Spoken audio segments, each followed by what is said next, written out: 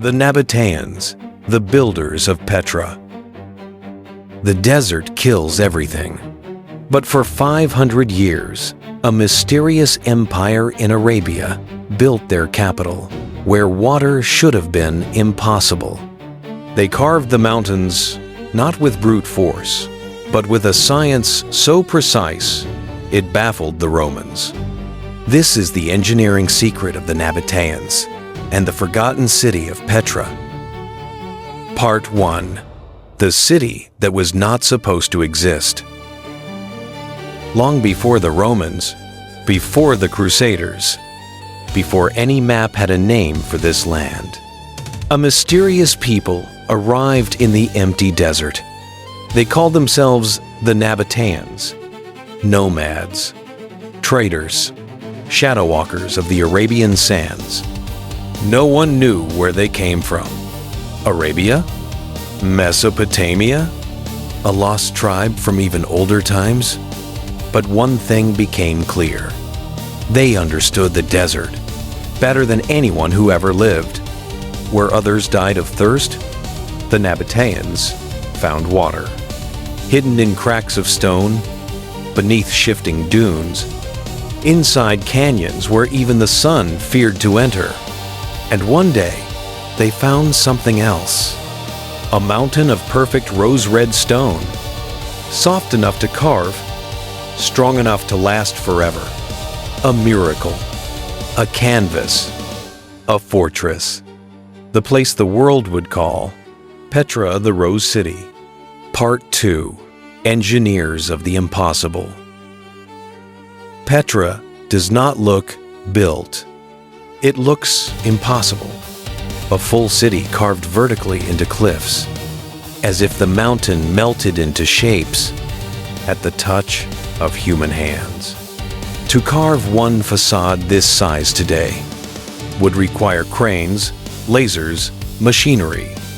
But the Nabataeans did it, with nothing but bronze tools, and mathematics so advanced that archaeologists still argue about it. How did they do it? They carved from the top down, dangling from ropes hundreds of meters high, cutting each column with perfect symmetry. One mistake, just one, and the entire structure would shatter. Yet for centuries, their hands never slipped. The result?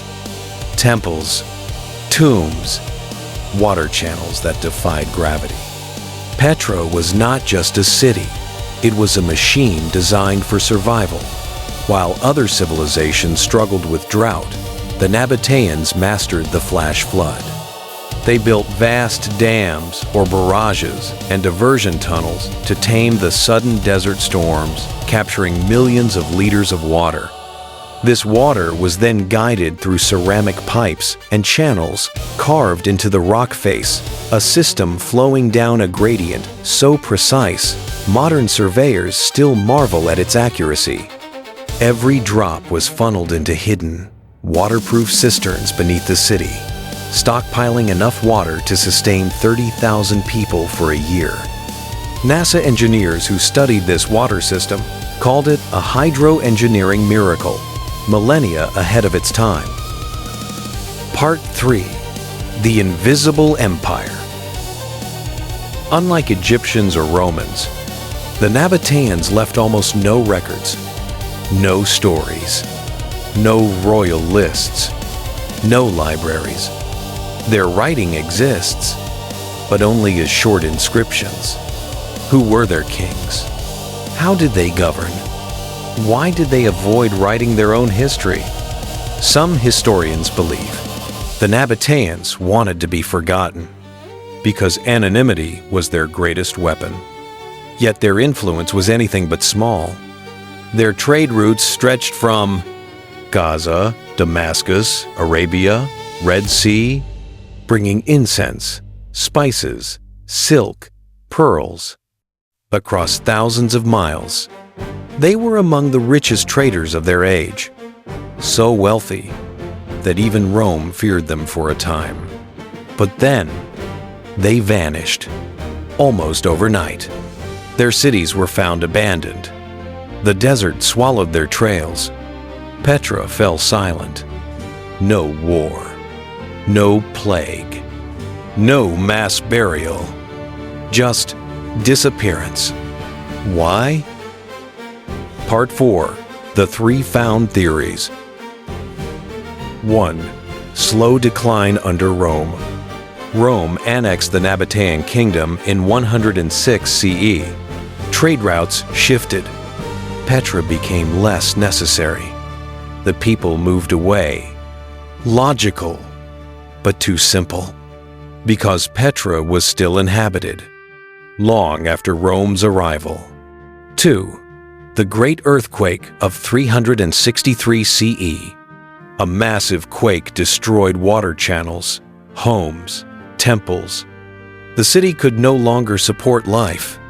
Possible, but does not explain the disappearance of the people, only the abandonment of the city. 3. Assimilation. Nabataeans slowly merged with Arab tribes. Their culture dissolved into others. Also possible, but here is the twist. Archaeologists hate to admit. 4. The missing settlement problem. For a civilization this advanced, there are almost no Nabataean towns or villages. No proving ground for their engineering skills. No origin site. No learning curve. Nothing. It's as if they appeared suddenly, built the most advanced desert city on Earth, and vanished without a trace. Some researchers quietly suggest they weren't a kingdom. They were a guild, a secret order of desert engineers who moved like shadows between empires, never staying long enough to be remembered. A civilization designed to disappear. Part 5. The Wisdom That Remains. If you walk into Petra at sunrise, the stone still glows red, and if you listen closely, you can hear water dripping somewhere deep underground, as if the old channels are still breathing. The Nabataeans and their magnificent stone structures vanished. But what if the greatest lessons of the forgotten empires were never meant to be carved in stone? What if the true blueprint for an enduring, meaningful civilization lies not in the size of its temples, but in the virtue it cultivated, the ethics it embraced, and the inner peace it maintained? We have closed the chapter on the dust of the forgotten world. Now, the search begins for a different kind of knowledge, the knowledge of how to live. Join us next time as we begin the Wisdom Scrolls, the ancient blueprints for a balanced and ethical life. Our journey starts in the quietest place imaginable, the Chinese pursuit of balance and harmony.